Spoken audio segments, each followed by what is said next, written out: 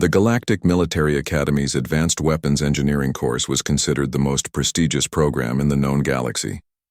Species from across 17 star systems competed for the mere handful of slots available each cycle.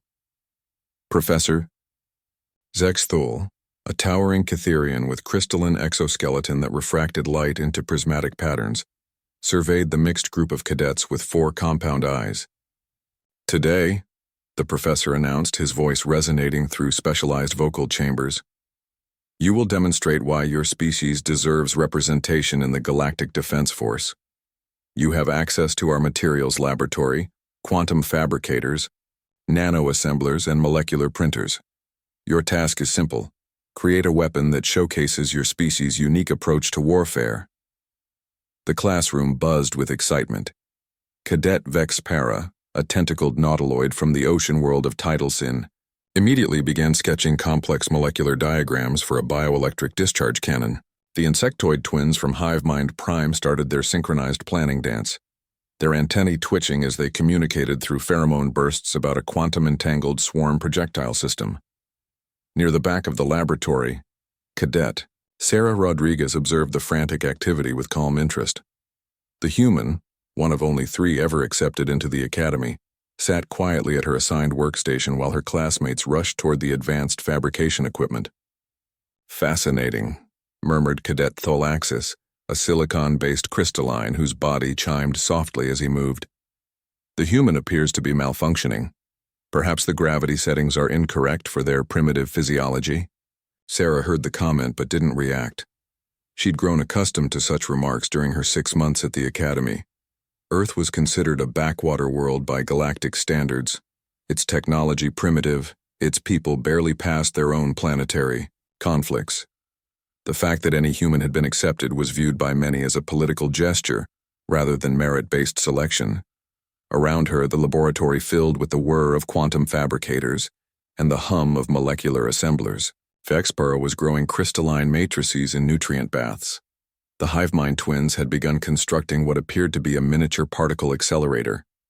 A group of energy-based luminians were weaving coherent light into solid constructs that defied several laws of physics. Professor Zexthul moved between workstations, his crystalline form clicking against the floor. "Impressive, Cadet Morden. A plasma containment weapon that draws energy directly from subspace. And Cadet Zilthara, your biomechanical hybrid shows remarkable innovation." Sarah continued to sit motionless, apparently studying her empty workstation. Several classmates had begun to whisper among themselves, their various forms of communication, creating a cacophony of clicks, chirps, telepathic static, and electromagnetic fluctuations. With 30 minutes remaining in the exercise, Sarah finally stood. She walked not toward the sophisticated fabrication equipment, but toward the simple furniture arranged around the classroom's perimeter. The other cadets paused in their work, watching with curiosity and barely concealed amusement. Sarah approached a standard-issue chair, basic metal construction with polymer components, designed to accommodate the various anatomical requirements of the Academy's diverse student body. Without ceremony, she grasped one of the chair's legs and applied pressure at a specific point. The sharp crack echoed through the laboratory.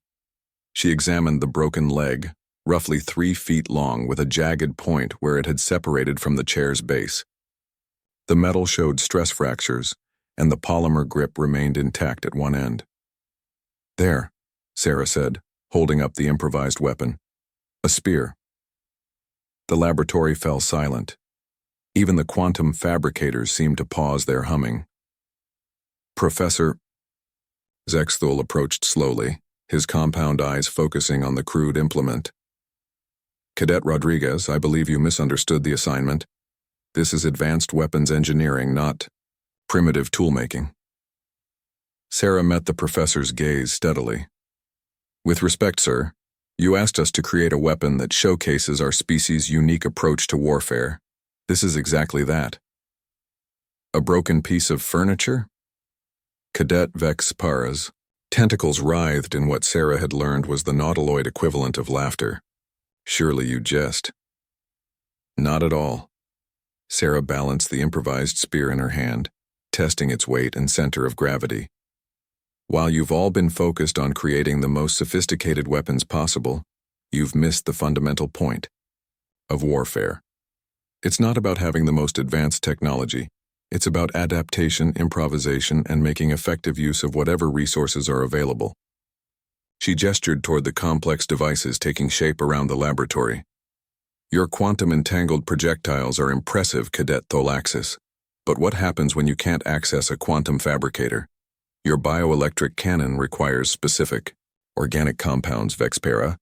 What if you're fighting on a world where those compounds don't exist? The professor's crystalline form shifted, refracting light in patterns that indicated deep consideration. Continue, Cadet Rodriguez.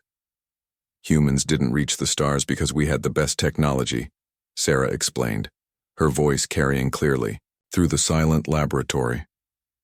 We reached the stars because we learned to thrive in any environment, with any tools available. We turned rocks into knives, sticks into spears, metal into swords. We've been improvising weapons for thousands of years. She demonstrated the spear's balance, showing how the polymer grip provided control while the sharp metal point could pierce most standard armor materials. This weapon requires no power source, no exotic materials, no specialized manufacturing. It can be created anywhere, by anyone using materials that exist in virtually every civilized environment. Sarah planted the spear's blunt end on the floor and leaned against it slightly. You want to know humanity's unique approach to warfare? We make do. We adapt. We turn everything into a weapon if we have to, and we never, ever give up. The laboratory remained quiet for several long moments. Professor Zexthel's crystalline form chimed softly as he moved closer to examine the improvised spear. Remarkable, he finally said.